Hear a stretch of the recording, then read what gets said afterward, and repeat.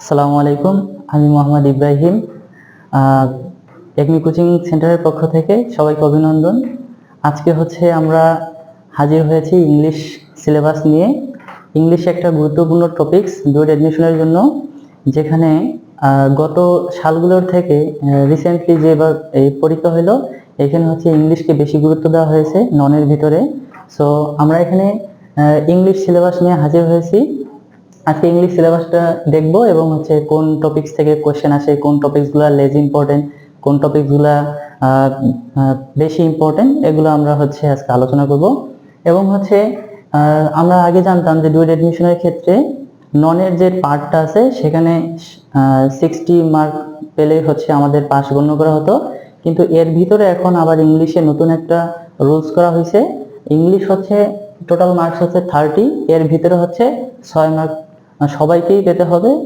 যদি 6 মার্ক পায় তাহলে পাস বলে গণ্য করা হবে। যদি কেউ 6 মার্ক না পায় তাহলে সে আসলে ফেল হয়ে যাবে, তার খাতা দেখা হবে না। সো এটা ইংলিশটা খুবই গুরুত্বপূর্ণ একটা টপিকস। আমরা জানি যে টোটাল মার্কস 30, এর সাথে যদি আমরা 20% করি তাহলে দাঁড়ায় 6 মার্ক। সো সবাইকে আমাদের ডুয়েট অ্যাডমিশনে যদি চান্স পাইতে হয়, এটা নতুন রুলস করা হয়েছে যে 30 মার্কের মধ্যে 20% করলে 6 মার্ক সবাইকে পাইতে হবে। যদি এই 6 মার্ক পায় তাহলে বাকি টপিকসগুলো খাতা দেখা হবে। সো খুবই গুরুত্বপূর্ণ একটা টপিকস এবং খুব সহজ একটা টপিকস। আমরা এই প্রত্যেকটা টপিকস আমরা আলোচনা করব। সো আজকে দেখবো যে সিলেবাসে কি কি আছে। প্রথম ইউজ অফ টেন্স। আমরা জানি যে ইংলিশ গ্রামারের মধ্যে সবথেকে গুরুত্বপূর্ণ টপিকস টেন্স। টেন্সকে মাদার অফ গ্রামার বলা হয়, কারণ প্রত্যেকটা সেক্টরে প্রত্যেকটা রুলস অথবা প্রত্যেকটা টপিকসে আমরা এই টেন্সের ব্যবহার দেখে থাকি। সো ইউজ অফ টেন্স থেকে সাধারণত ডুয়েট অ্যাডমিশনে সেরকম স্পেসিফিকভাবে কোনো কোয়েশ্চেন আসে না, কিন্তু এর ব্যবহারগুলা থেকে কোয়েশ্চেন হয়। যেমন রাইট ফ্রম আ ভার্ব, তারপর সাবজেক্ট ভার্ব এগ্রিমেন্ট, তারপর সেন্টেন্স কারেকশন, তারপর voice, transformation of sentence. So এই টপিকগুলো প্রত্যেকটাতে আমরা জানি যে এগুলোতে ইউজ অফ টেন্স আছে। তারপর আমরা এখান থেকে দেখব যে ইউজ অফ টেন্স। সো খুবই গুরুত্বপূর্ণ একটা টপিক, এটা খুবই ভালোভাবে আমাদের আয়ত্ত করতে হবে। তাহলে আমরা এই টপিকসগুলা 6 নম্বর টপিকসগুলো পর্যন্ত আমাদের খুব সহজেই বোঝা সহজ হয়ে যাবে। এগুলো থেকে আসলে কোন ধরনের কোয়েশ্চেন হয় ডুয়েট অ্যাডমিশনে? আমরা জানি রাইট ফ্রম আ ভার্ব, এটা টেন্সের একটা ব্যবহার। সো এখান থেকে এটা গুরুত্বপূর্ণ একটা টপিক। এখান থেকে প্রত্যেকবারই কোনো না কোনো ডিপার্টমেন্টে কোয়েশ্চেন হয়ে থাকে। পরে আসলে সাবজেক্ট ভার্ব এগ্রিমেন্ট, এটাও রাইট ফ্রম আ ভার্বের একটা ফর্ম, ইউজ অফ টেন্স। এটা দেখা যায় কোনোবার যদি রাইট ফ্রম আ ভার্ব আসে তাহলে সাবজেক্ট ভার্ব এগ্রিমেন্ট দেয় না, কিন্তু রাইট ফ্রম আ ভার্ব না দিলে সাবজেক্ট ভার্ব এগ্রিমেন্ট এই টপিকসটা থাকে। পরে আসছে কারেকশন। আমরা জানি ইউজ অফ টেন্স যদি আমরা ভালোভাবে শিখতে পারি, রাইট ফ্রম আ ভার্ব যদি ভালোভাবে শিখতে পারি, সাবজেক্ট ভার্ব এগ্রিমেন্ট যদি ভালোভাবে পারি, তাহলে সেন্টেন্স কারেকশনের আমরা 80% কমপ্লিট করে ফেলবো। সো এই তিনটা টপিকস খুবই গুরুত্বপূর্ণ আমাদের জন্য। এই তিনটা টপিক যদি আমরা খুব ভালোভাবে শিখি তো আমাদের এইটা 80% অটোমেটিক্যালি হয়ে যাবে, আর 20% আমরা বাকি রুলস দেখব। পরে আসলো ভয়েস। ভয়েসটা টেন্সের সাথে ওতপ্রোতভাবে জড়িত। এটা একটা গ্রামাটিক্যাল টপিকস। সো এর কিছু রুলস আছে। আমরা যখন গ্রামাটিক্যাল ক্লাস শুরু করব তখন আমরা ভয়েসের গ্রামাটিক্যাল রুলসগুলো দেখব। সাধারণত সেন্টেন্স কারেকশন এটা প্রত্যেকবারই কোয়েশ্চেনে থাকে না, কোনোবার কোনো এক এক ডিপার্টমেন্টে থাকে, আবার অন্য ডিপার্টমেন্টে থাকে না, রোটেশন করে কোয়েশ্চেন করা হয় ইংলিশটা। পরে আসছে ভয়েস। ভয়েসও এরকম কোনোবার দেয় আবার কোনোবার দেয় না, এরকম হতে পারে। এবার যারা রিসেন্টলি 2022-23 সেশনে পরীক্ষা দিছে তাদের এমসিকিউ ছিল 8টা, তার ভিতরে মেবি ভয়েস ছিল, কারেকশনও ছিল। তারপর আসলো transformation of sentence. Transformation of সেন্টেন্সটা একটা পার্ট, এখান থেকে মাঝে মাঝে কোয়েশ্চেন হয়, মাঝে মাঝে হয় না।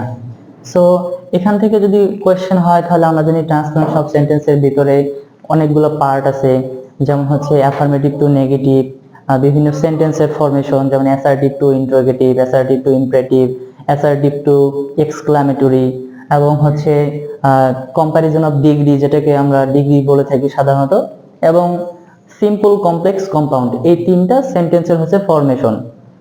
এগুলো মিলে হচ্ছে ট্রান্সফরমেশন অফ সেন্টেন্স। আমরা এই টপিকস নিয়ে আমরা যখন গ্রামাটিক্যাল ক্লাস করব বিস্তারিত আলোচনা করা হবে। এটা একটা গুরুত্বপূর্ণ টপিকস। পরে আসছে parts of speech. Parts of speech এটাও একটা বেসিক ইউজ অফ টেন্সের মতো। পার্টস অফ স্পিচ গুলো যদি আমরা ভালোভাবে জানা থাকে তাহলে আমাদের গ্রামাটিক্যাল যে টপিকস গুলো আছে এগুলো করতে আমাদের সুবিধা হবে। সাধারণত ডুয়েট এডমিশনে পার্টস অফ স্পিচ থেকে কোনো না কোনো ডিপার্টমেন্টে কোশ্চেন হয়ে থাকে। পার্টস অফ স্পিচের এইবার যারা 2022-23 সেশনে পরীক্ষা দিল তাদের এমসিকিউ এর ভিতরে আলাদাভাবে দুইটা ছিল, দুইটা ওয়ার্ড দেওয়া ছিল, নাউন অথবা অ্যাডভার্ব, সেটাকে আরেকটা ওয়ার্ডে নিতে হবে, অ্যাডজেক্টিভ অথবা নাউন এরকম। কিন্তু এর আগের যে বর্ষগুলো ছিল 21-22, 19-20 এগুলোতে যখন পার্টস অফ স্পিচ দিছিল তখন interchange of parts of speech দেওয়া হয়েছিল। তার মানে হচ্ছে একটা সেন্টেন্স দেওয়া থাকতো, একটা ওয়ার্ডকে বোল্ড করে আন্ডারলাইন করা থাকতো এবং ব্র্যাকেটে বলা থাকতো এটাকে নাউন ফর্মে নিতে হবে অথবা ভার্ব ফর্মে নিতে হবে অথবা অ্যাডভার্ব ফর্মে নিতে হবে। সো তখন ইন্টারচেঞ্জ করা লাগতো, সেন্টেন্সটাকে একটু সাজায় অর্থ যেন ঠিক থাকে সেভাবে সাজিয়ে এবং যে ফর্মে নিতে বলছে সেই ফর্মে নিয়ে যেতে হবে। এটা একটা গুরুত্বপূর্ণ টপিক পার্টস অফ স্পিচ। পরে আসলো প্রিপোজিশন। প্রিপোজিশন পার্টটা হচ্ছে মোস্ট কনফিউশনাল একটা পার্ট। আমরা জানি যে প্রিপোজিশন অনেকগুলো আছে, বাই আছে, অ্যাট আছে, অন আছে, টু আছে, ইন আছে। কখন কোন জায়গায় কোনটা বসাবো এটা সাধারণত আমরা যদি ভালোভাবে আয়ত্ত করতে চাই সাধারণত আমাদেরকে ইংলিশের যে অর্থ আমরা যদি ভোকাবুলারি গুলো ভালোভাবে জানি তাহলে আমাদের জন্য সুবিধা হবে। কিন্তু এর গ্রামাটিক্যাল কিছু রুলস আছে এবং কিছু হচ্ছে মুখস্থ পার্ট আছে অ্যাপ্রোপ্রিয়েট প্রিপোজিশন, যেটা আমরা পরে এখানে লিখছি, ওটা পরে নিয়ে আলোচনা করতেছি। প্রিপোজিশনের ক্ষেত্রে প্রত্যেকবারেই অবশ্যই মাস্ট বি এখান থেকে কোয়েশ্চেন হয়। এর আগের যে বর্ষগুলো ছিল সেখানে হচ্ছে 5 মার্ক করে থাকতো। 1 নাম্বার কোয়েশ্চেনই থাকতো হচ্ছে use of preposition, fill in the blanks. So preposition পার্টটা খুবই ইম্পর্টেন্ট আমাদের জন্য, এটা আমরা পরবর্তীতে শিখবো বিস্তারিতভাবে। পরে আসছে ক্যাপিটালাইজেশন এন্ড পাংচুয়েশন। 2022-23 সেশনে যারা পরীক্ষা দিল তাদের যে প্রসপেক্টাস প্রকাশ করা হয়েছে এই টপিকসটা এইবার হচ্ছে নতুন অ্যাড করা হয়েছে, এর আগে ছিল না। এখান থেকেও কোয়েশ্চেন ছিল এইবার। সো এটাও গুরুত্বপূর্ণ একটা টপিকস এবং খুব সহজ একটা টপিকস। এরপরে আসছে ভার্বাল। ভার্বালের 3টা পার্ট, ইনফিনিটিভ, জিরান্ড, পার্টিসিপল। এই 3টা পার্ট থেকে এখনো ডুয়েটে যে কোয়েশ্চেনগুলো হয়েছে বিগত সালে আমরা কোনো কোয়েশ্চেন দেখতে পারিনি, হয়তোবা সামনে পেতেও পারি। কারণ হচ্ছে ইংলিশ কোয়েশ্চেনটা যেহেতু রোটেশন করে হচ্ছে, নির্দিষ্ট করে বলা যাচ্ছে না যে আসলে এই টপিকস থেকেই কোয়েশ্চেন হবে। যে আমরা যে সিলেবাসগুলো লিখছি সবগুলো নিয়ে আলোচনা করা হবে, প্রত্যেকটাই খুব ইম্পর্টেন্ট। রোটেশন আকারে যেহেতু কোয়েশ্চেন হচ্ছে তো আমরা সবগুলো নিয়ে আলোচনা করব। পরে আসছে synonym and antonyms, suffix and prefix. এই দুইটা টপিক সাধারণত হচ্ছে মুখস্থ পাঠ আমরা জানি, যার যত বেশি মুখস্থ করার সক্ষমতা আছে আমরা এগুলো হচ্ছে কোনো গ্রামাটিক্যাল রুল ছাড়াই করতে পারি। সো এই দুটো টপিকস হচ্ছে আমাদের যাদের মুখস্থ পড়াশোনা অথবা মুখস্থ বিদ্যা ভালো আছে তারা এই দুটো টপিকস খুব ভালোভাবে করতে পারবো।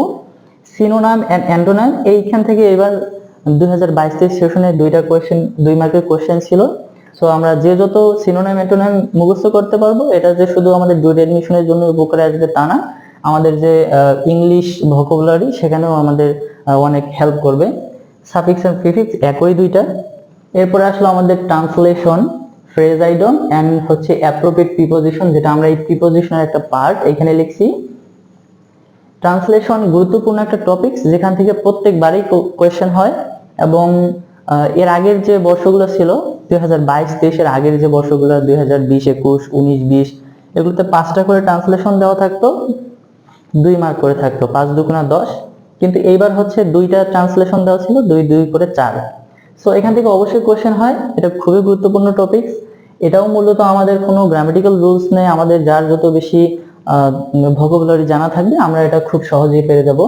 পরে হচ্ছে ফ্রেজ এন্ড আইডমস, এটা হচ্ছে মুখস্থ বিদ্যা বলা চলে, কারণ যার যত বেশি ওয়ার্ড অথবা ফ্রেজ আইডম গুলো মনে থাকবে আমরা এগুলোকে জাস্ট মিনিংফুল সেন্টেন্স করে দিলে আমাদের হয়ে যাবে। আমাদের সাধারণত যদি 3টা ওয়ার্ড দেওয়া থাকে, ফ্রেজ দেওয়া থাকে অথবা আইডমস দেওয়া থাকে, এগুলোকে বলা থাকে যে মিনিংফুল সেন্টেন্স তৈরি করো। সো আমরা যদি মিনিংফুল সেন্টেন্স তৈরি করতে পারি তাহলে হচ্ছে প্রত্যেকটাতে এক করে মার্ক দেওয়া থাকে। এরপর আসলে অ্যাপ্রোপ্রিয়েট প্রিপোজিশন, যেটা আমরা এখানে বলছিলাম যে প্রিপোজিশনের আরেকটা পার্ট, এটা হচ্ছে গ্রামাটিক্যাল রুলস না, মুখস্থ পার্ট। সো এই তিনটা পার্ট দেখেন আমরা এখানে লিখে দিছি এটিএম, এখানে মুখস্থ করতে হবে। যে যত বেশি মুখস্থ করতে পারবে সে তত বেশি ভালো করতে পারবে। সো এখানে আমরা দেখলাম ওভারঅল ইংলিশ সিলেবাস।